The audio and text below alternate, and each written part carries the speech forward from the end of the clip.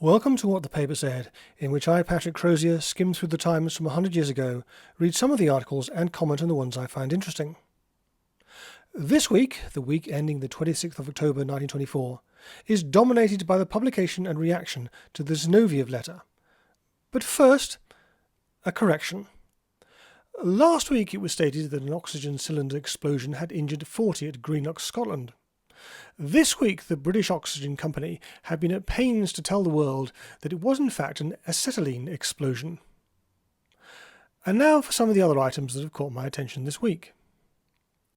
In the election we learnt that 32 candidates have been returned unopposed.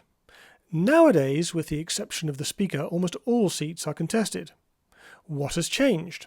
Well, in 1924, if you wanted to stand for Parliament, you had to hand over a deposit of £150, which would be returned if you managed to get 12.5% of the vote. £150 would buy you about 30 ounces of gold in those days. On Saturday, the Times predicted that Herbert Asquith, co-sort of leader of the Liberal Party, was set to win his seat in Paisley near Glasgow. Spoiler alert, he wasn't. There have been reports of election-related violence and disruption, or rowdyism as the Times puts it, in Cardiff, Battersea, Greenwich, Deptford, Lambeth, Pontypool, Appledore, wherever that may be, Hackney, Newcastle and Northampton. With one exception, this was left-wing violence aimed at Liberals and Unionists/Conservatives.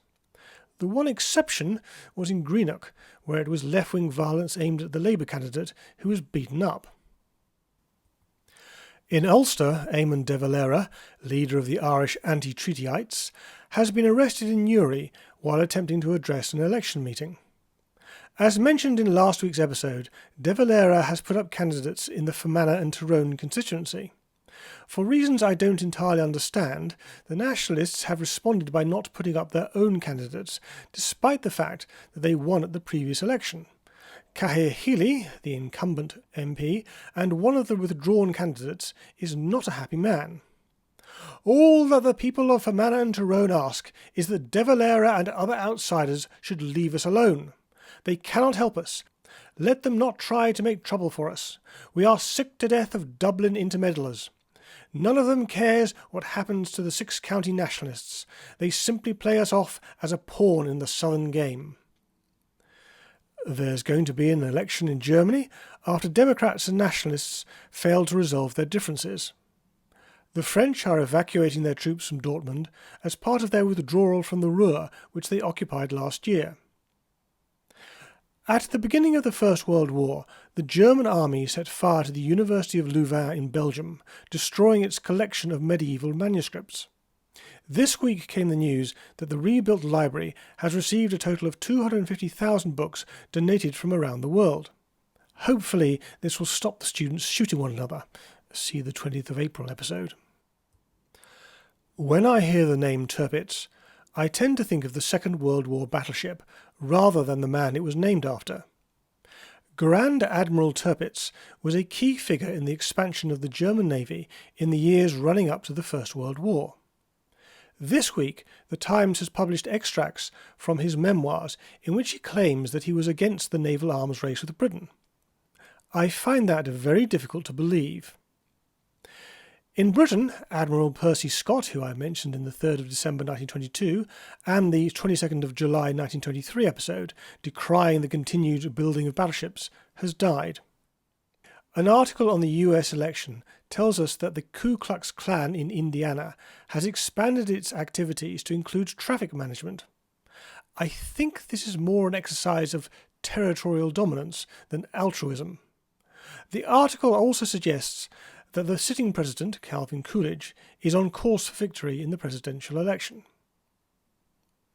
Many years ago, I remember reading an article in which Ken Clarke, the then Health Secretary, stated that in the course of the year he had had to ban doctors from prescribing Pizza Mix and Crunchie bars. It would appear this is a long-standing problem for the state, with an article appearing this week suggesting that the Ministry of Health felt that government doctors, or panel doctors, as they were known, were over-prescribing. The Times took the side of the doctors. England played a game of football against Ireland at Goodison Park in Liverpool. That's the whole of Ireland. Obviously the southern bit is yet to split off. A game of baseball was played at Stamford Bridge in London between the Chicago White Sox and the New York Giants. Good to see some form of sport being played there for a change. The New York Giants are currently embroiled in a match-fixing scandal, as indeed were the White Sox a few years ago. I can't help wondering if being sent to Stamford Bridge isn't some sort of punishment for past misdemeanours. I suspect that politicians must feel the same about press coverage. Political orators might as well recognise the fact that a sort of Gresham's law operates, so that if part of their speech is a concession to sensationalism in politics, it makes no difference how well reasoned or how clear the main body of the address may be. Their sensational part alone will hold the attention of that large audience which is reached through the press.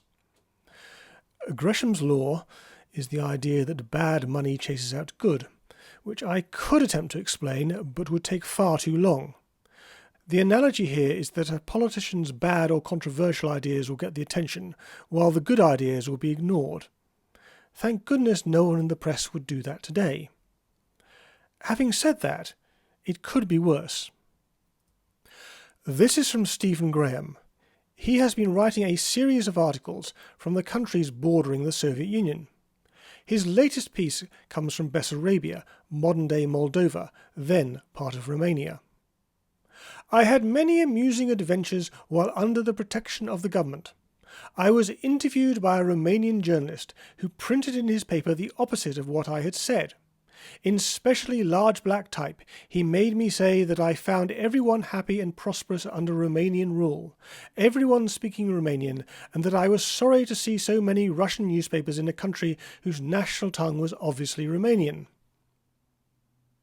The big story this week, and indeed the big story of the 1924 general election, is the publication of the Zinoviev Letter, which the Times reported on in the Saturday edition.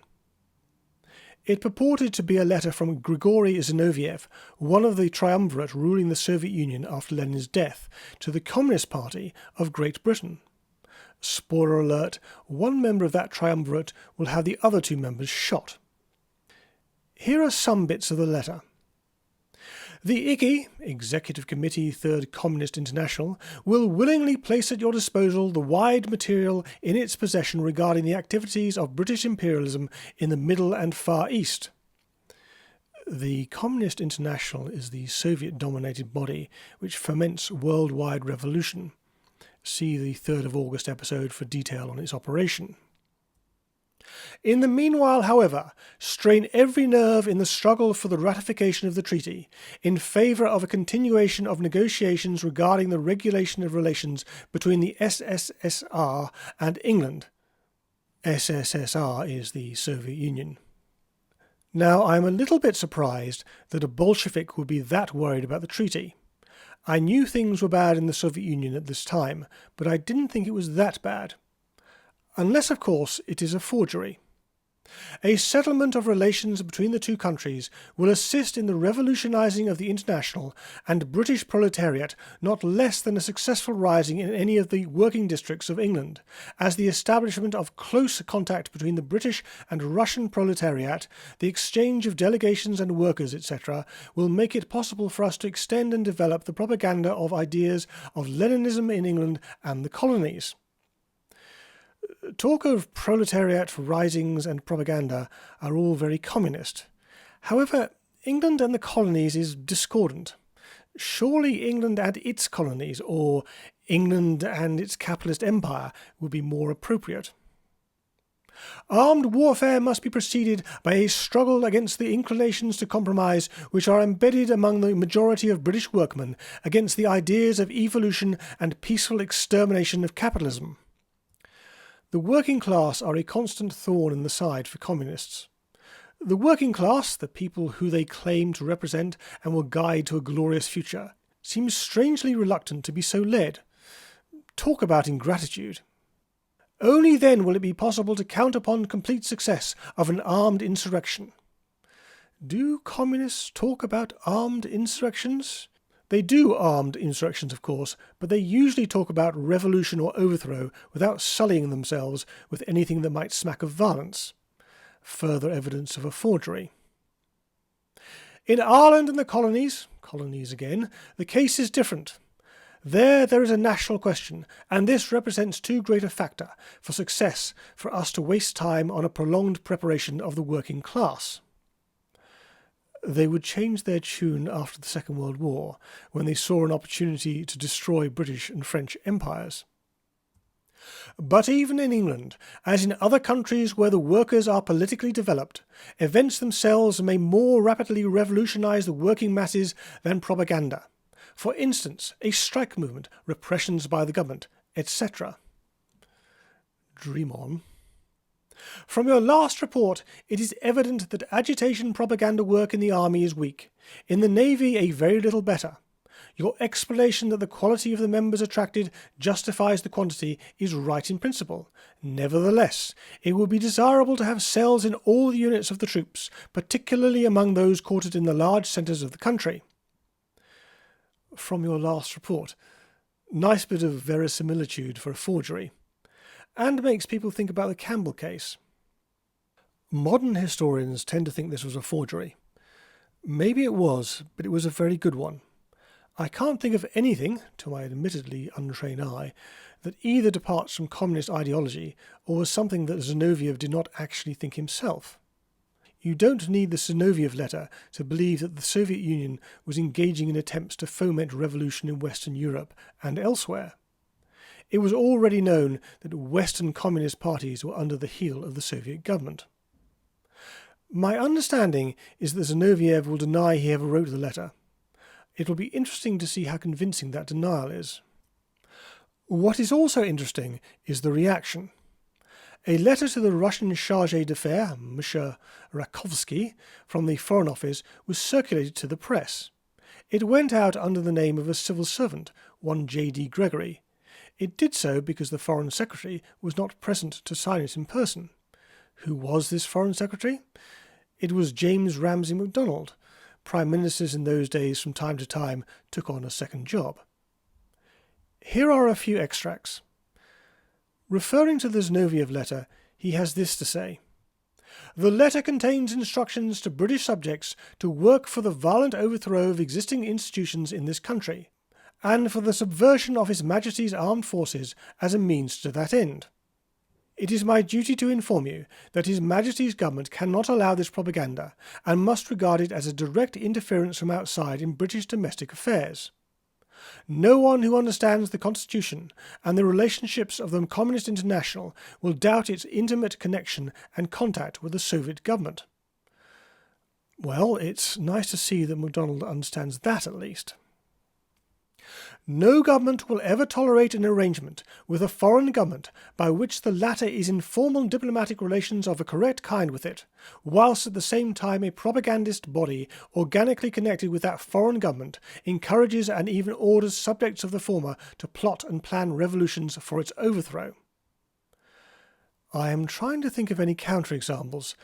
The nearest I can think of is members of the Irish government smuggling guns to the IRA at the beginning of the Troubles. The bigger point is that MacDonald believes the letter to be genuine, and given how quickly this response has been issued, he didn't need a great deal of convincing. My guess is that MacDonald believed that by holding out an olive branch to the Soviets, he would civilize them, but in fact he has emboldened them. The good news is that no one would ever make that sort of mistake today. Anyway, that's all for this week. I aim to have something up next week, but I promise nothing.